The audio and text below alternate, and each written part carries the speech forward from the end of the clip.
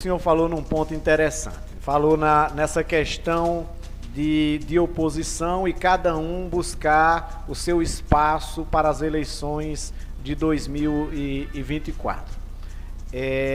Hoje o cenário da oposição é um cenário que hora ou outra a gente se depara com matérias e fala muito sobre este assunto aqui.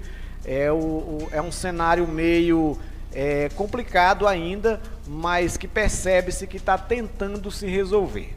Hoje a gente tem a pré-candidatura do vereador Zé de Benga, a gente também tem a pré-candidatura do ex-prefeito Antônio Leite e também a pré-candidatura da empresária Riva Bezerra.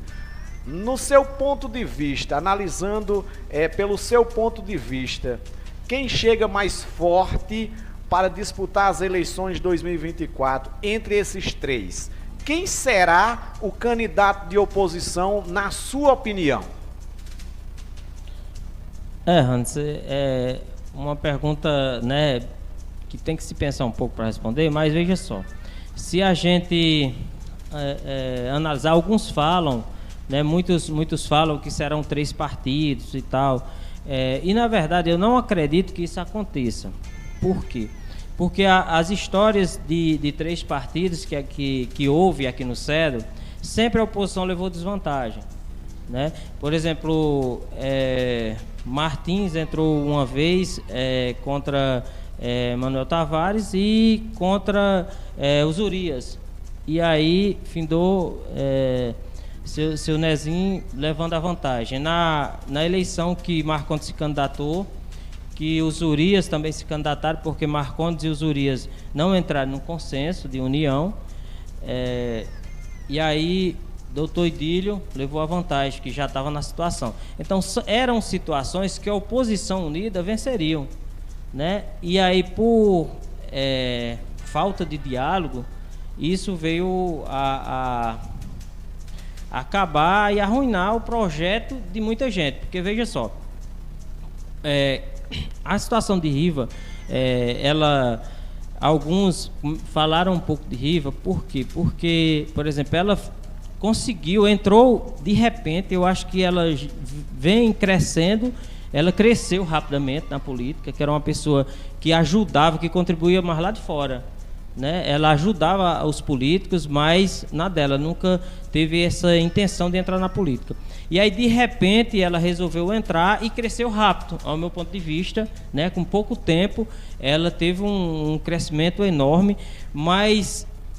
e aí, Antônio Leite, na época, era candidato também, mas houve alguns, né, problemas, que ele preferiu não ser candidato e, assim, apoiar Riva Bezerra. Mas essa união, na época, não foi uma união consolidada, uma união, assim, que fizesse com que o grupo de Antônio, justamente com ele, né, os aliados, chegasse realmente com força, com amor, para que assim pudesse alavancar a campanha de Riva Bezerra. Então, isso fez com que, né, a população do Cedro, Hannes, é inteligente, né? Eu quero deixar isso claro aqui, porque muitos falam em dinheiro, em comprar voto, em ganhar a eleição quem tem mais dinheiro, mas na verdade, se a gente for olhar a história do passado, das eleições de Cedro, mostra que a população de Cedro é inteligente, que pode receber dinheiro, mas não vota pelo dinheiro.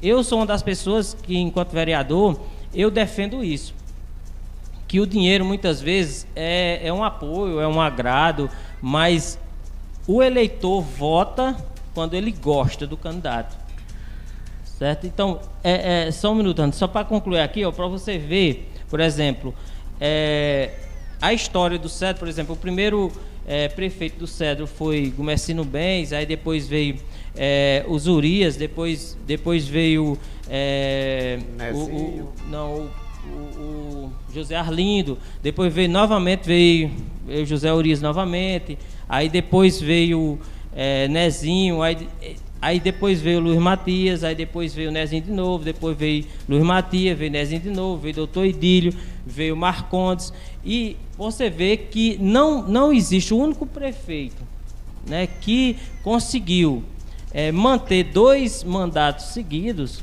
foi o Josenildo, né? Mas mesmo assim com muita dificuldade, né? Eu lembro da época mesmo que eu apoiei ele nessa época, e eu acredito que eu fui um braço forte da eleição dele, porque ele se elegeu ali com 300 votos, e eu acredito que só na minha passagem foi 150 votos, que quando tira 150 de um lado e passa para o outro já alavanca, né? Então assim, ele fez essa questão, mas na verdade, se a gente for ver, José Urias foi bicampeão,